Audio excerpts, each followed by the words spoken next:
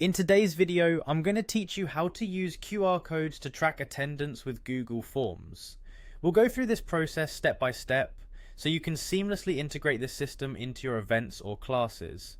Let's begin by opening Google Drive. If you're already familiar with using Google Drive, just navigate to the site and log in with your Google account. At the top left corner, you'll see the New button. Click on it. This will unveil a drop-down menu with multiple options for creating new files. Here you'll find the Google Forms option. Click on it and it will open a new tab with a blank form. Now, with the blank form in front of you, the first thing you want to do is give it a name. This could be the name of your event or class, so that it's easily identifiable when you're sifting through your forms later. Simply click on the title section and type in your desired form name. With your form named, you can start adding questions that you want the attendees to answer. These could be as simple as asking for their name, email address, and purpose for attending. The idea is to capture all the necessary information you need from them efficiently. After adding your questions, you'll want to click the Publish button. This step is crucial as it makes the form accessible to respondents.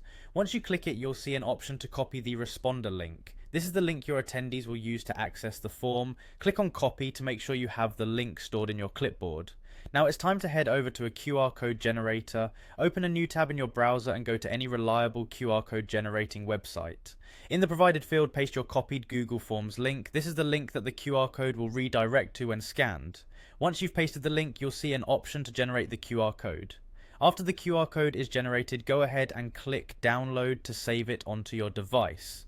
Now you have a fully functioning QR code that attendees can scan to fill out their attendance information in real time.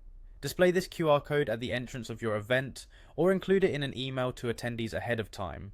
Using this method not only simplifies the process of collecting attendance information, but also adds a tech-savvy element to your event, sparing you from dealing with manual sign-in sheets. Thank you for watching, and we hope this helps make your attendance tracking more efficient and straightforward.